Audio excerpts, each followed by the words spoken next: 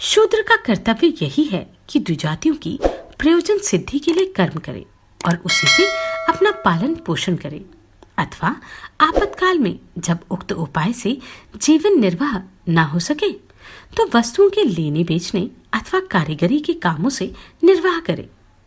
अति नम्रता, शौच, निष्कपट, स्वामी सेवा, मंत्रहीन यज्ञ, अस्तेय, सत्संग और ब्राह्मण की रक्षा करना, ये शूद्र के प्रधान कर्म हैं।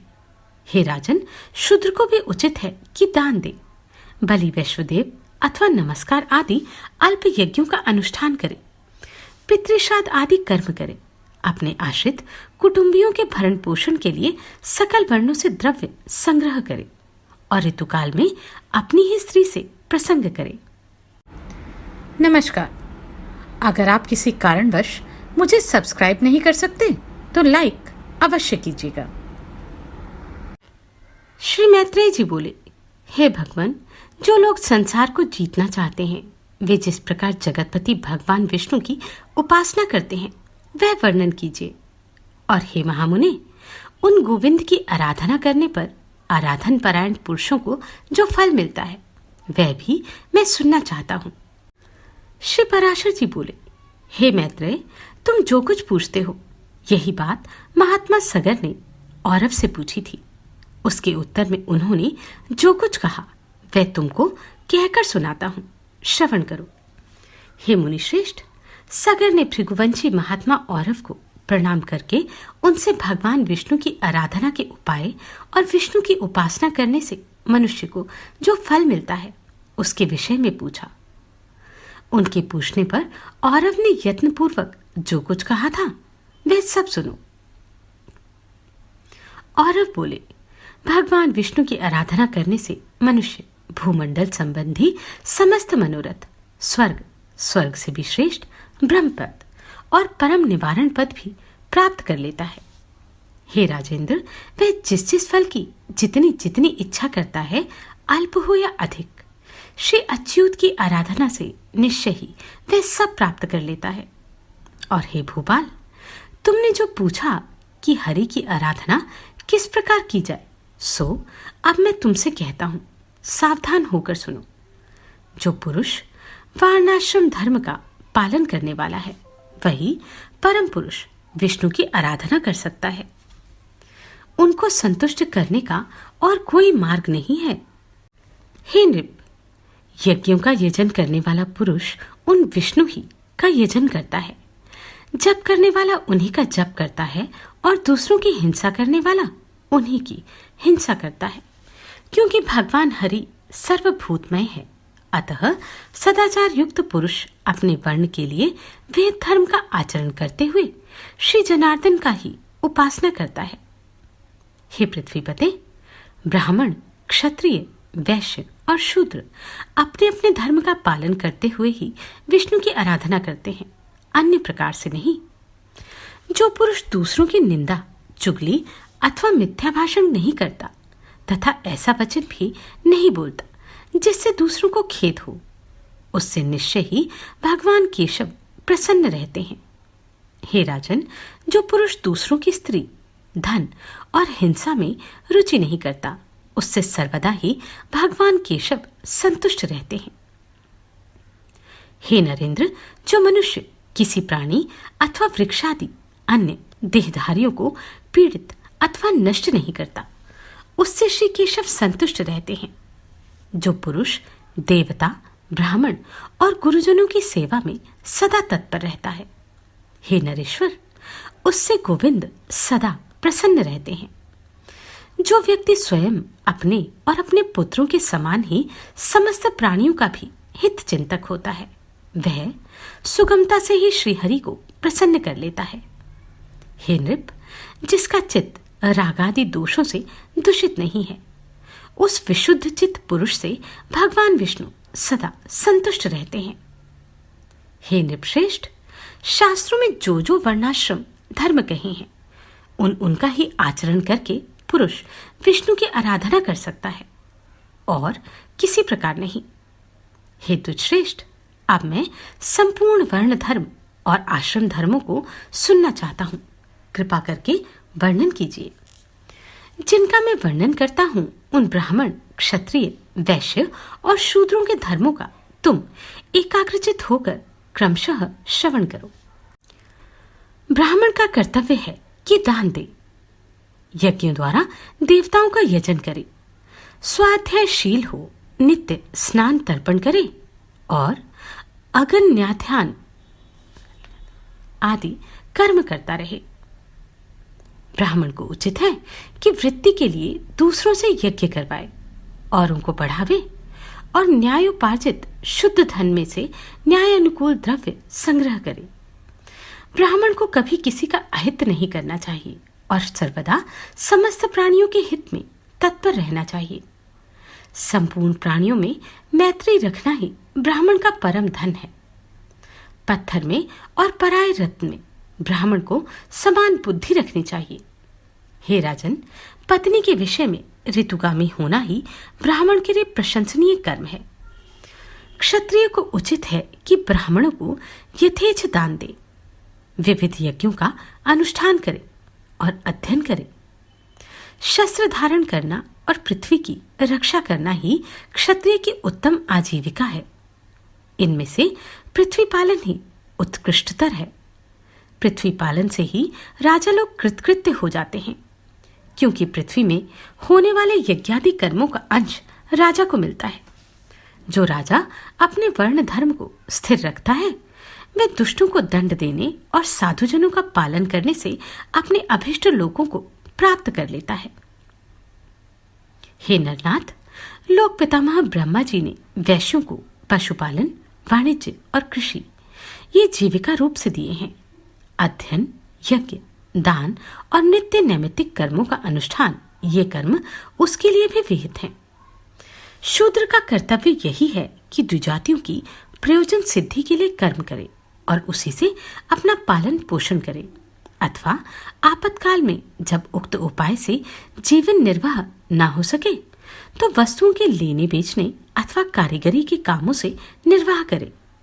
अति नम्रता, शौच, निष्कपट, स्वामी सेवा, मंत्रहीन यज्ञ, अस्तेय, सत्संग और ब्राह्मण की रक्षा करना ये शूद्र के प्रधान कर्म हैं। हे राजन, शूद्र को भी उचित है कि दान दे, बलि, वैश्वदेव अथवा नमस्कार आदि अल्प यज्ञों का अनुष्ठान करे, पितृश्राद्ध आदि कर्म करे, अपने आश्रित कुटुंबियों के भरण पोषण के लिए सकल वर्णों से द्रव्य संग्रह करे और ऋतुकाल में अपनी ही स्त्री से प्रसंग करे। हे नरेश्वर, इनके अतिरिक्त समस्त प्राणियों पर दया, सहनशीलता, अमानिता, सत्य, शौच, अधिक परिश्रम न करना, मंगलाचरण, प्रियवादिता, मैत्रेय, निष्कामता, अकृपणता और किसी के दोष ना देखना ये समस्त वर्णों के सामान्य गुण हैं। सब वर्णों के सामान्य लक्षण इसी प्रकार हैं। अब इन ब्राह्मणादि चारों वर्णों के आपद्रम और गुणों का श्रवण करो। आपत्ति के समय ब्राह्मण को क्षत्रिय और वैश्य वर्णों की वृत्ति का अवलंबन करना चाहिए और क्षत्रिय को केवल वैश्यवृत्ति का ही आश्रय लेना चाहिए। ये दोनों शूद्र का कर्म, सेवा आदि कभी न करे। हे राजन, इन उपरोक्त वृत्तियों को भी सामर्थ्य होने पर त्याग दे, केवल आपातकाल में ही इनका आश्रय ले। कर्म संकरता अर्थात कर्मों का मेल ना करे। हे राजन, इस प्रकार वर्ण धर्मों का वर्णन तो मैंने तुमसे कर दिया। अब आश्रम धर्मों का निरूपण और करता हूं, सावधान होकर सुनो। औरव बोले, हे भूपते, बालक को चाहिए कि उपनयन संस्कार के अनंतर वेदाध्ययन में तत्पर होकर ब्रह्मचर्य का अवलंबन करे, सावधानता पूर्वक गुरुगृह में निवास करे, वहां रहकर उसे शौच और आचार व्रत का पालन करते हुए गुरु की सेवा शुश्रूषा करनी चाहिए तथा व्रतादि का आचरण करते हुए स्थिर बुद्धि से वेदाध्ययन करना चाहिए। हे राजन, प्रातःकाल और सायकाल दोनों संध्याओं में एकाग्र होकर सूर्य और अग्नि की उपासना करें तथा गुरु का अभिवादन करें। गुरु के खड़े होने पर खड़ा हो जाएं, चलने पर पीछे पीछे चलने लगे तथा बैठ जाने पर नीचे बैठ जाएं। हे नृपश्रेष्ठ, इस प्रकार कभी गुरु के विरुद्ध कोई आचरण न करें। गुरु जी के कहने पर ही उनके सामने बैठकर एकाग्रचित्त से वेदाध्ययन करें और उनकी आज्ञा होने पर ही भिक्षान्न भोजन करें। जल में प्रथम आचार्य के स्नान कर चुकने पर फिर स्वयं स्नान करें और प्रतिदिन प्रातःकाल गुरु जी के लिए समिधा, जल, कुश और पुष्पादि लाकर जुटा दें। इस प्रकार अपना अभिमत वेद पाठ समाप्त कर चुकने पर बुद्धिमान शिष्य गुरु जी की आज्ञा से उन्हें गुरु दक्षिणा देकर गृहस्थ आश्रम में प्रवेश करे। हे राजन, फिर विधि पूर्वक पानी ग्रहण कर अपनी वर्णानुकूल वृत्ति से द्रव्योपार्जन करता हुआ सामर्थ्य अनुसार समस्त गृह कार्य करता रहे। पिंड दानादि से पितृगण की, यज्ञादि से देवताओं की, अन्नदान से अतिथियों की, स्वाध्याय से ऋषियों की, पुत्रोत्पत्ति से प्रजापति की, बलियां अर्थात अन्न भाग से भूतगण की तथा वात्सल्य भाव से संपूर्ण जगत की पूजा करते हुए पुरुष अपने कर्मों द्वारा मिले हुए उत्तमोत्तम लोकों को प्राप्त कर लेता है। जो केवल भिक्षावृत्ति से ही रहने वाले परिव्राजक और ब्रह्मचारी आदि हैं, उनका आश्रय भी गृहस्थाश्रम ही है, अतः यह सर्वश्रेष्ठ है। हे राजन, विप्रगण वेदाध्ययन, तीर्थ स्नान और देश दर्शन के लिए पृथ्वी पर्यटन किया करते हैं। उनमें से जिनका कोई निश्चित गृह अथवा भोजन प्रबंध नहीं होता, जो जहां सायकाल हो जाता है वहीं ठहर जाता है, उन सब का आधार और मूल गृहस्थाश्रम ही है। हे राजन, ऐसे लोग जब घर आवे तो उनका कुशल प्रश्न और मधुर वचनों से स्वागत करें तथा शैया, आसन और भोजन के द्वारा उनका यथाशक्ति सत्कार करें। जिसके घर से अतिथि निराश होकर लौट जाता है, उसे अपने समस्त दुष्कर्म देकर वह अतिथि उसके पुण्य कर्मों को स्वयं ले जाता है। गृहस्थ के लिए अतिथि के प्रति अपमान, अहंकार और दंभ का आचरण करना, उसे देकर पछताना, उस पर प्रहार करना अथवा उससे कटु भाषण करना उचित नहीं है। इस प्रकार जो गृहस्थ अपने परम धर्म का पूर्णतः पालन करता है, वह समस्त बंधनों से मुक्त होकर अत्युत्तम लोकों को प्राप्त कर लेता है। हे राजन, इस प्रकार गृहस्थोचित कार्य करते करते जिसकी अवस्था ढल गई हो, उस गृहस्थ को उचित है कि स्त्री को पुत्रों के प्रति सौंपकर अथवा अपने साथ लेकर वन को चला जाए। वहां पत्र, मूल, फल आदि का आहार करता हुआ लोम, शमश्रु अर्थात दाढ़ी, मूछ और जटाओं को धारण कर पृथ्वी पर शयन करे और मुनिवृत्ति का अवलंबन कर सब प्रकार अतिथियों की सेवा करे। उसे चर्म, काश और कुशाओं से अपना बिछोना तथा ओढ़ने का वस्त्र बनाना चाहिए। हे नरेश्वर, उस मुनि के लिए त्रिकाल स्नान का विधान है। इसी प्रकार देव पूजन, होम, सब अतिथियों का सत्कार, भिक्षा और बलि वैश्वदीप भी उसके वेद कर्म है। हे राजेंद्र, वन्य तैलादि को शरीर में मलना और शीतोष्ण का सहन करते हुए तपस्या में लगे रहना उसके प्रशस्त कर्म है। जो वानप्रस्थ मुनि इन नियत कर्मों का आचरण करता है, वह अपने समस्त दोषों को अग्नि के समान भस्म कर देता है और नित्य लोकों को प्राप्त कर लेता है। हे नृप, पांडितगण जिस चतुर्थ आश्रम को भिक्षु आश्रम कहते हैं, अब मैं उसके स्वरूप का वर्णन करता हूँ। सावधान होकर सुनो। हे नरेंद्र, तृतीय आश्रम के अनंतर पुत्र, द्रव्य और स्त्री आदि के स्नेह को सर्वथा त्याग कर तथा मात्सर्य को छोड़कर चतुर्थ आश्रम में प्रवेश करें। हे पृथ्वीपते, भिक्षु को उचित है कि अर्थ, धर्म और काम रूप त्रिवर्ग संबंधी समस्त कर्मों को छोड़ दे, शत्रु मित्रादि में समान भाव रखे और सभी जीवों का सुहृद हो। निरंतर समाहित रहकर जरायुज, अंडज और स्वदेज आदि समस्त जीवों से मन, वाणी अथवा कर्म द्वारा कभी द्रोह न करे तथा सब प्रकार की आसक्तियों को त्याग दे। ग्राम में 1 रात और पुर में 5 रात्रि तक रहे तथा इतने दिन भी तो इस प्रकार रहे जिससे किसी से प्रेम अथवा द्वेष न हो। जिस समय घरों में अग्नि शांत हो जाए और लोग भोजन कर चुके उस समय प्राण रक्षा के लिए उत्तम वर्णों में भिक्षा के लिए जाए। परिव्राजक को चाहिए कि काम, क्रोध तथा दर्प, लोभ और मोह आदि समस्त दुर्गुणों को छोड़कर ममता शून्य होकर रहे। जो मुनि समस्त प्राणियों को अभयदान देकर विचरता है, उसको भी किसी से कभी कोई भय नहीं होता। जो ब्राह्मण चतुर्थ आश्रम में अपने शरीर में स्थित प्राणादि सहित जठरग्नि के उद्देश्य से अपने मुख में भिक्षान्न रूप हवि से हवन करता है, वह ऐसा अग्निहोत्र करके अग्निहोत्रियों के लोगों को प्राप्त हो जाता है। जो ब्राह्मण ब्रह्म से भिन्न सभी मिथ्या है, संपूर्ण जगत भगवान का ही संकल्प है, ऐसे बुद्धि योग से युक्त होकर यथाविधि आचरण करता हुआ इस मोक्षाश्रम का पवित्रता और सुखपूर्वक आचरण करता है, वह निरंजन अग्नि के समान शांत होता है और अंत में ब्रह्मलोक को जाता है। सगर बोले, हे द्विजश्रेष्ठ, आपने चारों आश्रम और चारों वर्णों के कर्मों का वर्णन किया। अब मैं आपके द्वारा मनुष्य के षोडश संस्कार रूप कर्मों को सुनना चाहता हूं। हे भृगुश्रेष्ठ, मेरा विचार है कि आप सर्वज्ञ हैं, अतएव आप मनुष्यों के नित्य नैमित्तिक और काम्य आदि सब प्रकार के कर्मों का निरूपण कीजिए। औरव बोले, हे राजन, आपने जो नित्य नैमित्तिक आदि क्रियाकलाप के विषय में पूछा, सो मैं सबका वर्णन करता हूं। एकाग्रचित होकर सुनो। पुत्र के उत्पन्न होने पर पिता को चाहिए कि उसके जातकर्म आदि सकल क्रियाकांड और आभ्युदायिक श्राद्ध करे।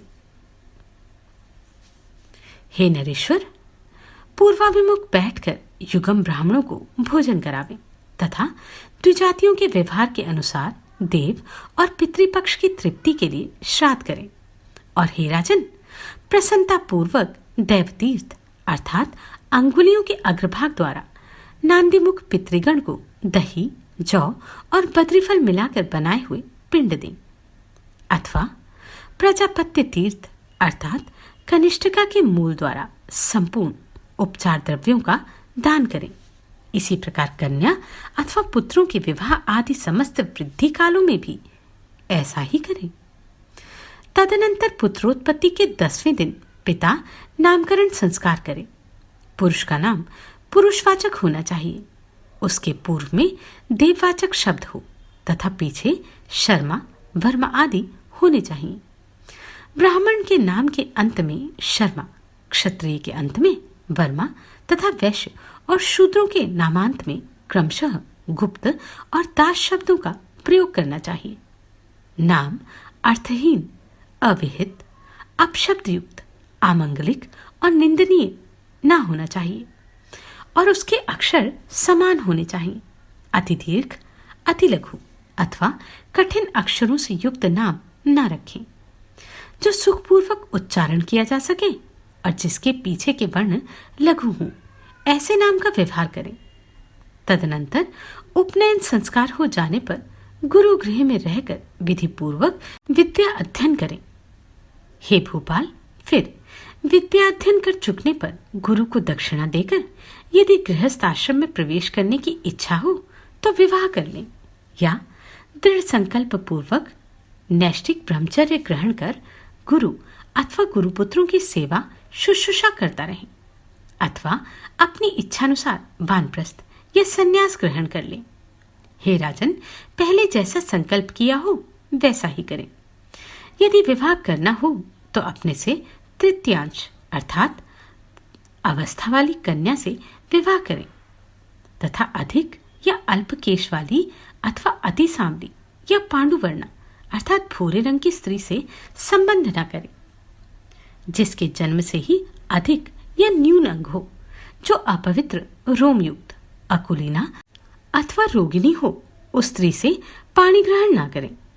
बुद्धिमान पुरुष को उचित है कि जो दुष्ट स्वभाव वाली हो, कटुभाषिणी हो, माता अथवा पिता के अनुसार अंगहीना हो, जिसके शमुश्रु अर्थात मूछों के चिन्ह हो, जो पुरुष के से आकार वाली हो, अथवा घर घर शब्द करने वाली अति मंद या कौवे के समान कर्णकटु स्वर वाली हो, तथा पश्म शून्य या गोल नेत्रों वाली हो, उस स्त्री से विवाह न करें। जिसकी जांघों पर रोम हो, जिसके गुल्फ टखने ऊंचे हों तथा हंसते समय जिसके कपोलों में गड्ढे पड़ते हों, उस कन्या से विवाह न करें। जिसकी कांति अत्यंत उदासीन ना हो, नख पांडुवर्ण हो, नेत्र लाल हो तथा हाथ पैर कुछ भारी हो, बुद्धिमान पुरुष उस कन्या से संबंध न करें। जो अति वामन अथवा अति दीर्घ हो, जिसकी भ्रिकुटियां जुड़ी हुई हो, जिसके दांतों में अधिक अंतर हो, जो दंतुर अर्थात आगे को दांत निकले हों, ऐसे मुख वाली हो, उस स्त्री से कभी विवाह न करें। हे राजन, मातृपक्ष से 5वीं पीढ़ी तक और पितृपक्ष से 7वीं पीढ़ी तक जिस कन्या का संबंध ना हो, गृहस्थ पुरुष को नियमानुसार उसी से विवाह करना चाहिए। ब्राह्म, दैव, आश, प्रजापत्य, आसुर, गांधर्व, राक्षस और पैशाच, ये 8 प्रकार के विवाह हैं। इनमें से जिस विवाह को जिस वर्ण के लिए महर्षियों ने धर्मानुकूल कहा है, उसी के द्वार परिग्रह करें, अन्य विधियों को छोड़ दें। इस प्रकार सहधर्मिणी को प्राप्त कर उसके साथ गृहस्थ धर्म का पालन करें, क्योंकि उसका पालन करने पर वह महान फल देने वाला होता है। सगर बोले, हे मुने, मैं गृहस्थ के सदाचारों को सुनना चाहता हूँ, जिनका आचरण करने से वह इहलोक और परलोक दोनों जगह पतित नहीं होता। और अब बोले, हे पृथ्वीपाल, तुम सदाचार के लक्षण सुनो। सदाचारी पुरुष इहलोक और परलोक दोनों ही को जीत लेता है। सत शब्द का अर्थ साधु है, और साधु वही है जो दोष रहित हो। उस साधु पुरुष का जो आचरण होता है, उसी को सदाचार कहते हैं। हे राजन, इस सदाचार के वक्ता और कर्ता सप्त ऋषिगण मनु एवं प्रजापति हैं। हे नृप, बुद्धिमान पुरुष स्वस्थ चित्त से ब्रह्म मुहूर्त में जगकर अपने धर्म और धर्मा विरोधी अर्थ का चिंतन करें, तथा जिसमें धर्म और अर्थ की क्षति न हो, ऐसे काम का भी चिंतन करें। इस प्रकार दृष्ट और अदृष्ट अनिष्ट की निवृत्ति के लिए धर्म, अर्थ और काम स्त्री वर्ग के प्रति समान भाव रखना चाहिए। हे नृप, धर्म विरुद्ध अर्थ और काम दोनों का त्याग कर दें, तथा ऐसे धर्म का भी आचरण न करें जो उत्तर काल में दुखमय अथवा समाज विरुद्ध हो। हे नरेश्वर, तदनंतर ब्राह्म मुहूर्त में उठकर प्रथम मूत्र त्याग करें। ग्राम से नैऋत्य कोण में जितना दूर बाण जा सकता है, उससे आगे बढ़कर अथवा अपने निवास स्थान से दूर जाकर मलमूत्र त्याग करें। पैर धोया हुआ और जूठा जल अपने घर के आंगन में न डालें। अपनी या वृक्ष की छाया के ऊपर तथा गौ, सूर्य, अग्नि, वायु, गुरु और द्विजातीय पुरुष के सामने बुद्धिमान पुरुष कभी मलमूत्र त्याग न करें। इसी प्रकार हे पुरुष ऋषभ, जुते हुए खेत में, सस्य संपन्न भूमि में, गांव के गोष्ठ में, जन समाज में, मार्ग के बीच में, नदी आदि तीर्थ स्थानों में, जल अथवा जलाशय के तट पर और शमशान में भी कभी मलमूत्र का त्याग न करें।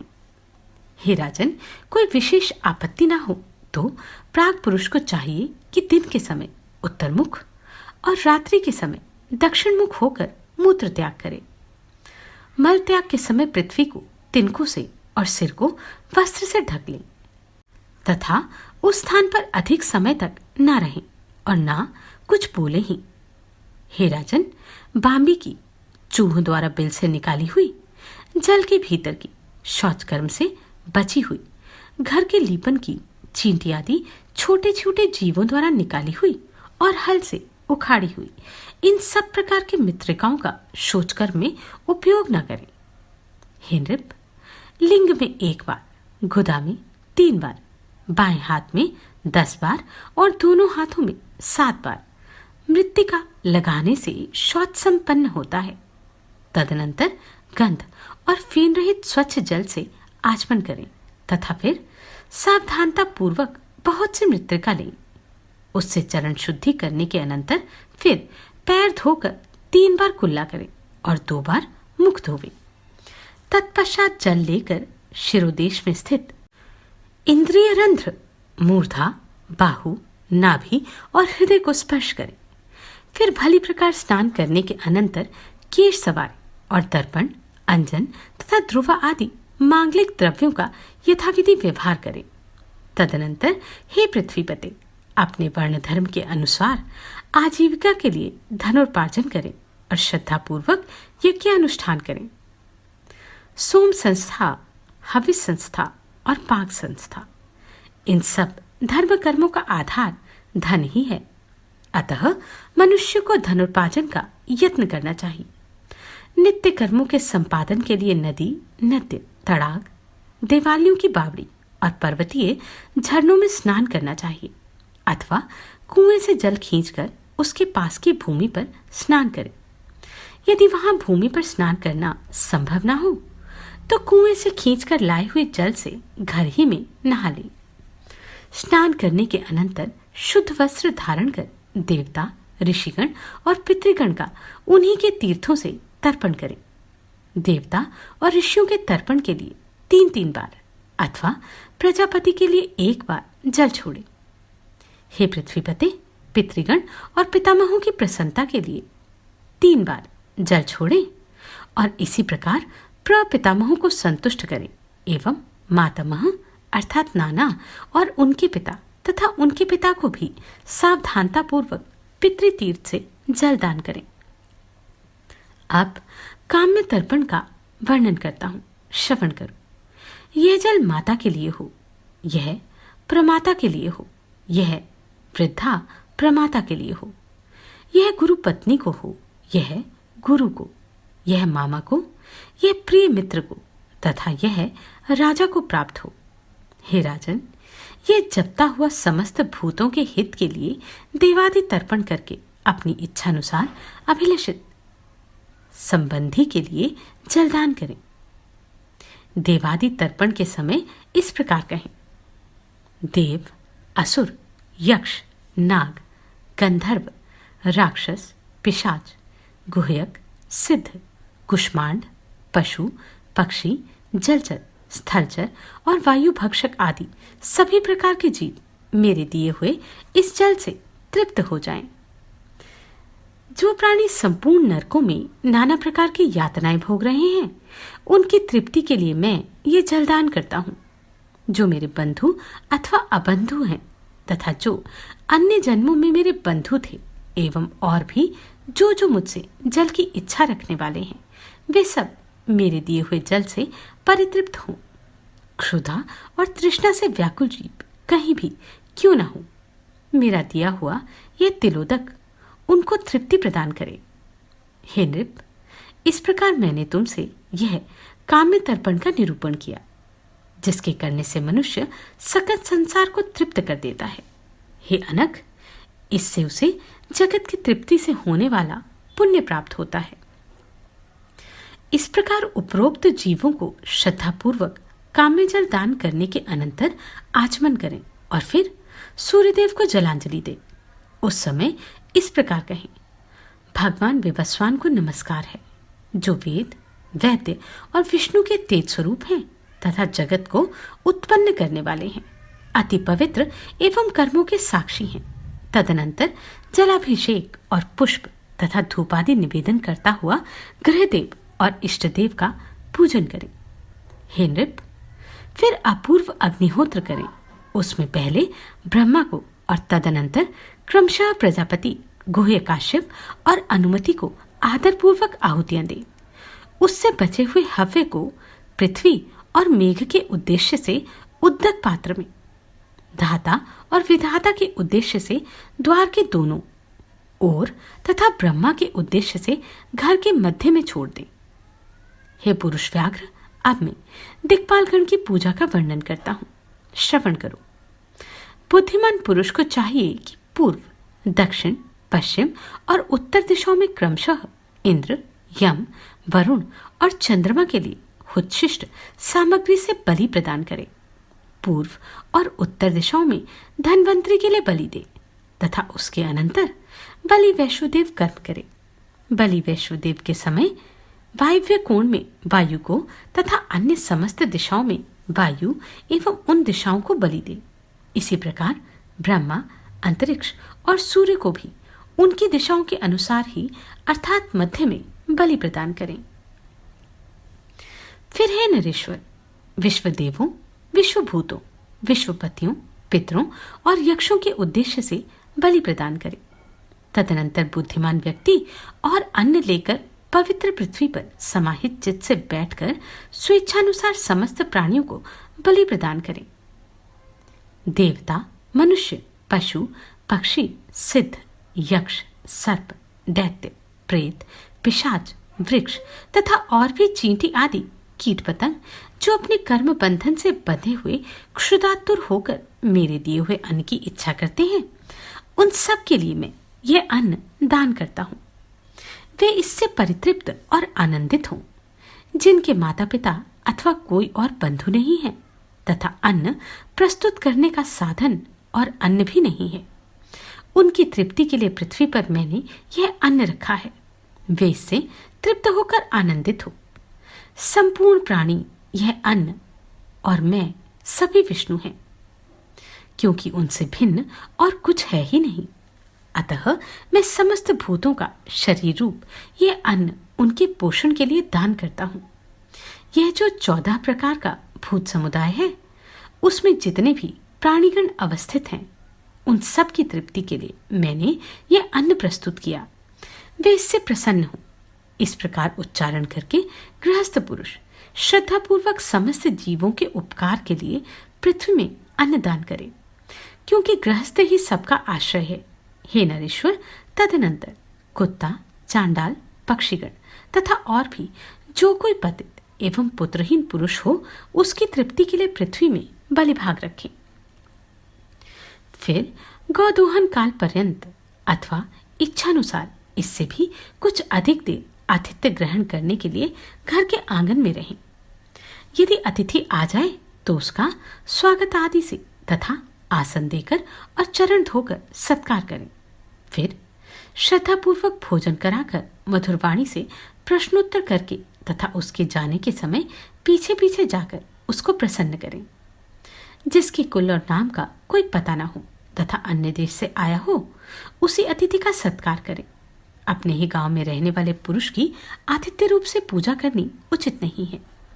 जिसके पास कोई सामग्री ना हो, जिससे कोई संबंध ना हो, जिसके कुलशील का कोई पता ना हो और जो भोजन करना चाहता हो, उस अतिथि का सत्कार किए बिना भोजन करने से मनुष्य अधोगति को प्राप्त होता है।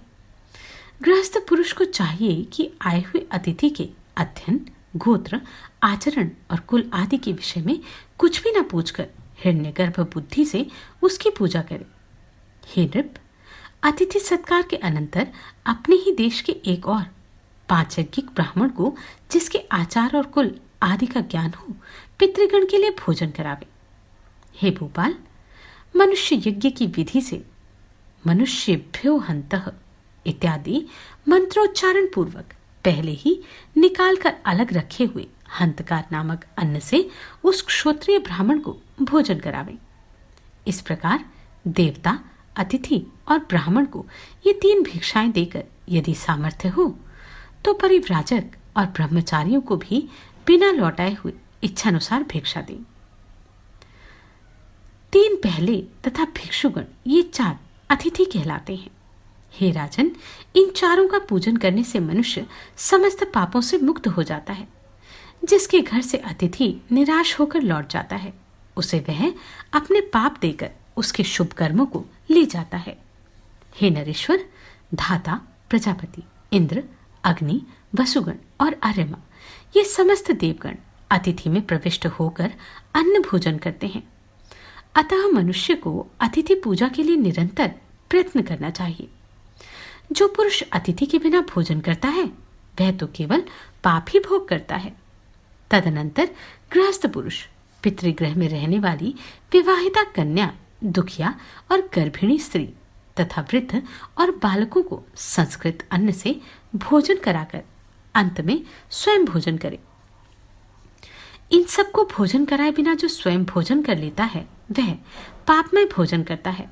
और अंत में मरकर नरक में शलेषम भोजी कीट होता है। जो व्यक्ति स्नान किए बिना भोजन करता है वह मल्ल भक्षण करता है। जब किए बिना भोजन करने वाला रक्त और पुय पान करता है। संस्कारहीन अन्न खाने वाला मूत्रपान करता है।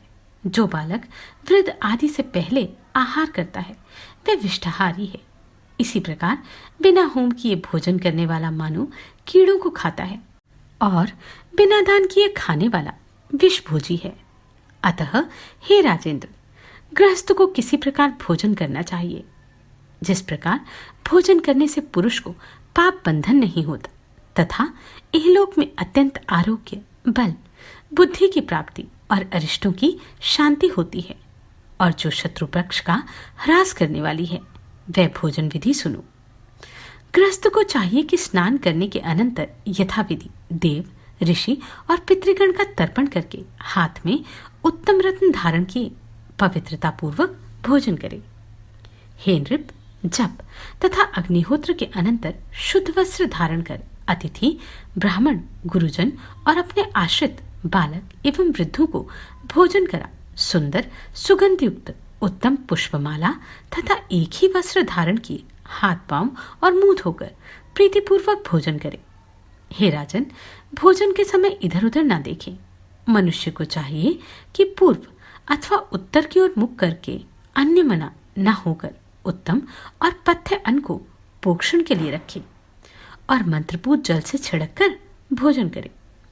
जो अन्य दुराचारी व्यक्ति का लाया हुआ हो, घृणाजनक हो अथवा बलि, वैश्वदेव आदि संस्कार शून्य हो, उसका ग्रहण न करे। हे द्विज, गृहस्थ पुरुष अपने खाते में से कुछ अंश अपने शिष्य तथा अन्य भूखे प्यासों को देकर उत्तम और शुद्ध पात्र में शांत चित्त से भोजन करे। हे नरेश्वर, किसी वेद आदि के आसन अर्थात कुर्सी आदि पर रखे हुए पात्र में अयोग्य स्थान में, असमय, संध्या आदि काल में अथवा अत्यंत संकुचित समय में कभी भोजन न करे। मनुष्य को चाहिए कि परोसे हुए भोजन का अग्रभाग अग्नि को देकर भोजन करे। हे नृप, जो अन्न मंत्रपूत और प्रशस्त हो तथा जो बासी न हो उसी को भोजन करे, परंतु फल, मूल और सूखी शाखाओं को तथा बिना पकाए हुए लेह अर्थात चटनी आदि और गुड़ के पदार्थों के लिए ऐसा नियम नहीं है। हे नरेश्वर, सारहीन पदार्थों को कभी न खाए। हे पृथ्वीपते, विवेकी पुरुष मधु, जल, दही, घी और सत्तू के सिवा और किसी पदार्थ को पूरा न खाए। भोजन एकाग्रचित होकर करें तथा प्रथम मधुरस, फिर लवण और अमल अर्थात खट्टा रस तथा अंत में कटु और तीखे पदार्थों को खाए।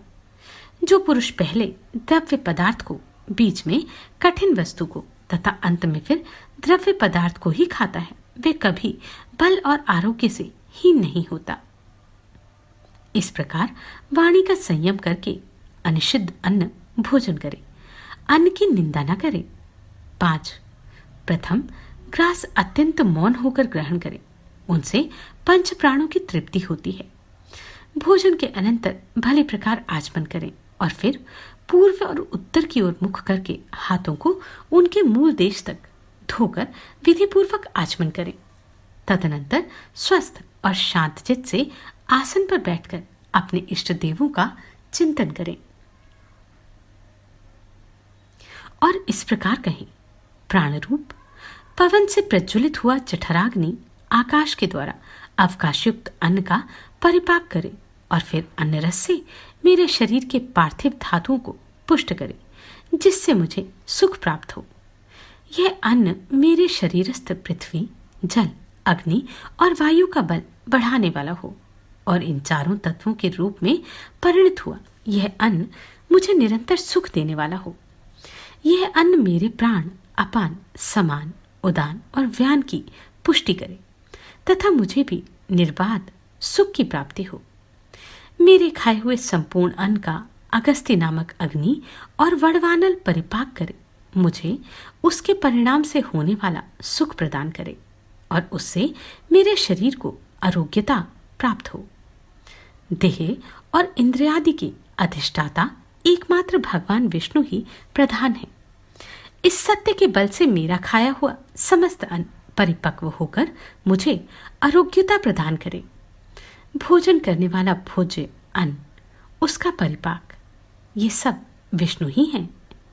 इस सत्य भावना के बल से मेरा खाया हुआ यह अन्न पच जाए। ऐसा कहकर अपने उदर पर हाथ फेरे और सावधान होकर अधिक श्रम उत्पन्न न करने वाले कार्यों में लग जाए। सच्छास्त्रों का अवलोकन आदि सन्मार्ग के अविरोधी विनोदों से शेष दिन को व्यतीत करें और फिर सायंकाल के समय सावधानता पूर्वक संध्योपासन करें। हे राजन, बुद्धिमान पुरुष को चाहिए कि सायंकाल के समय सूर्य के रहते हुए और प्रातःकाल तारागण के चमकते हुए ही भली प्रकार आचमन आदि करके विधि पूर्वक संध्योपासन करें। हे पार्थिव, सूतक अर्थात पुत्र जन्मादि से होने वाली अशुचिता, अशौच, मृत्यु से होने वाली अशुचिता, उन्माद, रोग और भय आदि कोई बाधा ना हो तो प्रतिदिन ही संध्योपासन करना चाहिए। जो पुरुष रुग्णावस्था को छोड़कर और कभी सूर्य के उदय अथवा अस्त के समय सोता है, वह प्रायश्चित का भागी होता है। अतः हे महीपते, गृहस्थ पुरुष सूर्योदय से पूर्व ही उठकर प्रातः संध्या करे और सायंकाल में भी तत्कालीन संध्या वंदन करे, सोए नहीं। हे नृप, जो पुरुष प्रातः अथवा सायंकालीन संध्योपासन नहीं करते, वे दुरात्मा अंधता मिश्र नरक में पड़ते हैं। तदनंतर हे पृथ्वीपते, सायंकाल के समय सिद्ध किए हुए अन्न से गृहपत्नी मंत्रहीन बलि वैश्वदेव करे। उस समय भी उसी प्रकार शोपच आदि के लिए अन्नदान किया जाता है। बुद्धिमान पुरुष उस समय आए हुए अतिथि का भी सामर्थ्य अनुसार सत्कार करे। हे राजन, प्रथम पांव धुलाने, आसन देने और स्वागत सूचक विनम्र वचन कहने से तथा फिर भोजन कराने और शयन कराने से अतिथि का सत्कार किया जाता है। हे नृप, दिन के समय अतिथि के लौट जाने से जितना पाप लगता है, उससे 8 गुना पाप सूर्यास्त के समय लौटने से होता है। अतः हे राजेंद्र, सूर्यास्त के समय आए हुए अतिथि का गृहस्थ पुरुष अपनी सामर्थ्य अनुसार अवश्य सत्कार करे, क्योंकि उसका पूजन करने से ही समस्त देवताओं का पूजन हो जाता है। मनुष्य को चाहिए कि अपनी शक्ति के अनुसार उसे भोजन के लिए अन्न, शाक या जल देकर तथा सोने के लिए शैया या घास फूस का बिछौना अथवा पृथ्वी ही देकर उसका सत्कार करे। हे नृप, तदनंतर गृहस्थ पुरुष सायंकाल का भोजन करके तथा हाथ पांव धोकर छिद्राहीन काष्ठमय शैया पर लेट जाए, जो काफी बड़ी ना हो, टूटी हुई हो, ऊंची नीची हो, मलिन हो, जिसमें जीव हो या जिस पर कुछ बिछा ना हो, उस शैया पर कदापि ना सोए। हे नृप, सोने के समय सदा पूर्व अथवा दक्षिण की ओर सिर रखना चाहिए। इनके विपरीत दिशाओं की ओर सिर रखने से रोगों की उत्पत्ति होती है। हे पृथ्वीपते, ऋतुकाल में अपनी ही स्त्री से संग करना उचित है। पुल्लिंग नक्षत्र में युगम और उनमें भी पीछे की रात्रियों में शुभ समय स्त्री प्रसंग करें, किंतु यदि स्त्री अप्रसन्ना, रोगिणी, रजस्वला, निराभिलाषणी, क्रोधिता, दुखिनी अथवा गर्भिणी हो तो उसका संग न करें। जो सीधे स्वभाव की ना हो, पराभिलाषणी अथवा निराभिलाषणी हो, क्षुधार्ता, अधिक भोजन किए हुए हो अथवा परस्त्री हो, उसके साथ ना जाएं। और यदि अपने में ये दोष हो तो भी स्त्री गमन ना करें। पुरुष को उचित है कि स्नान करने के अनंतर माला और गंध धारण कर काम और अनुराग युक्त होकर स्त्री गमन करे। जिस समय अधिभोजन किया हो अथवा क्षुधित हो, उस समय उसमें प्रवृत्त ना हो। हे राजेंद्र, चतुर्दशी, अष्टमी, अमावस्या, पूर्णिमा और सूर्य की संक्रांति, यह सब पर्व दिन है। इन पर्व दिनों में तैल, स्त्री अथवा मांस का भोग करने वाला पुरुष मरने पर विष्ठा और मूत्र से भरे नरक में पड़ता है। संयमी और बुद्धिमान पुरुषों को इन समस्त पर्व दिनों में सच्छास्त्रावलोकन, देवोपासन, यज्ञानुष्ठान, ध्यान और जप आदि में लगे रहना चाहिए। गौझाग आदि अन्य योनियों से, अयोनियों से, औषध प्रयोग से अथवा ब्राह्मण, देवता और गुरु के आश्रमों में कभी मैथुन ना करें। हे पृथ्वीपते, चैत्य वृक्ष के नीचे, आंगन में, तीर्थ में, पशुशाला में, चौराहे पर, शमशान में, उपवन में अथवा जल में भी मैथुन करना उचित नहीं है। हे राजन, पूर्वोक्त समस्त पर्व दिनों में प्रातःकाल और सायकाल में तथा मलमूत्र के वेग के समय बुद्धिमान पुरुष मैथुन में प्रवृत्त ना हो। हे नृप, पर्व दिनों में स्त्रीगमन करने से धन की हानि होती है, दिन में करने से पाप होता है, पृथ्वी पर करने से रोग होता है और जलाशय में स्त्री प्रसंग करने से अमंगल होता है। पर स्त्री से तो वाणी से क्या, मन से भी प्रसंग न करें, क्योंकि उनसे मैथुन करने वालों को अस्थि बंधन भी नहीं होता, अर्थात उन्हें अस्थि शून्य कीटादि होना पड़ता है। पर स्त्री की आसक्ति पुरुष को इहलोक और परलोक दोनों जगह भय देने वाली है। इहलोक में उसकी आयु क्षीण हो जाती है और मरने पर वह नरक में जाता है। ऐसा जानकर बुद्धिमान पुरुष उपरोक्त दोषों से रहित अपनी स्त्री से ही ऋतुकाल में प्रसंग करे तथा उसकी विशेष अभिलाषा हो तो बिना ऋतुकाल के भी गमन करें। नमस्कार, मैं आभा शर्मा जावास। यदि आपको मेरा ये प्रयत्न सराहनीय लगा हो तो मुझे सब्सक्राइब करके प्रोत्साहित करें।